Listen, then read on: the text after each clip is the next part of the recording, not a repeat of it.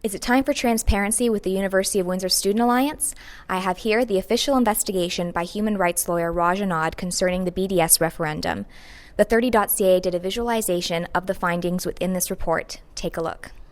Last Thursday, UWindsor President Alan Wildeman released Raj Anad's report on the UWSA and the BDS referendum to Student Council. The report listed dates where the Council breached their constitution and bylaws between winter and fall semesters of 2013. On January 14, 2013, Mohammed Akbar proposed on his blog to add new executive positions to the UWSA.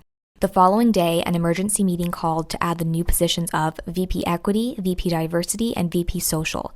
The minutes for this meeting have not been released. On January 29th, the UWSA approved a motion to amend the bylaw to include two new VP positions, which did not follow Section 9.2 of the Constitution. UWSA received legal opinion that these amendments were not valid, but they were added regardless. On February 7th, the UWSA noted legal opinion and concluded that time constraints made it unlikely that these bylaw amendments would be approved in time for the March 12th election. On February 14th, Mohammed Akbar moved to adopt an associate vice president policy. This would create two new positions, VP Social and VP External. These positions would essentially have all the rights and privileges of a UWSA executive member. This occurred without any constitutional amendment and also breached the UWSA's own bylaws.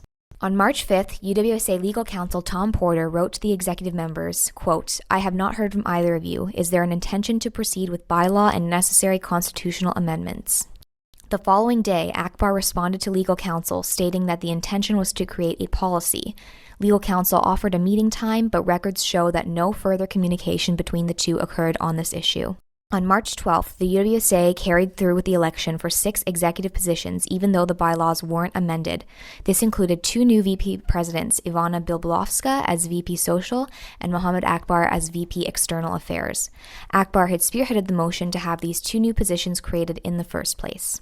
On August 29th, 5 months after the election, UWSA Council passed a motion to amend its bylaws to add new positions.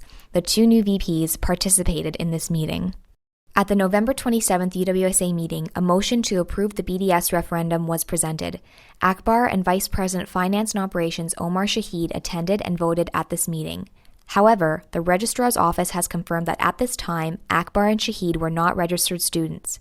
Therefore, Akbar had no right to hold office, seek and win another executive position, and vote in the fall of 2013. Omar Shahid was ineligible to hold office or vote in the fall of 2013. Sami Habib, a proxy at the meeting, was not eligible to hold proxy for one of the councillors because he was not a UWSA member on this date, yet he attended the meeting and voted as proxy. Only 24 UWSA councillors voted on the motion to hold a BDS referendum. According to the UWSA chair, 23 members was the minimum for quorum. Without the ineligible votes of Akbar, Shahid, and Habib, the UWSA did not have quorum to hold the vote. As well, it is found that the petition given to UWSA Council from the Palestinian Solidarity Group did not have the required 500 signatures, violating Section 1.4.1 of the UWSA Constitution. The petition was submitted only an hour before the meeting. There is no evidence to suggest that the signatures were reviewed or verified. Registrars found that of these 519 signatures, only 454 were UWSA members. Of the 454 eligible signatures, 40 people voted twice, reducing the signature count to 414. 5 UWSA members signed 3 times, again reducing the count to a total 404 legitimate signatures. Mohammed Akbar could not be reached for comment. President Alan Wildeman will be meeting with the UWSA this week to discuss the findings in this report. For the 30 News, I'm Jenna Bontorin.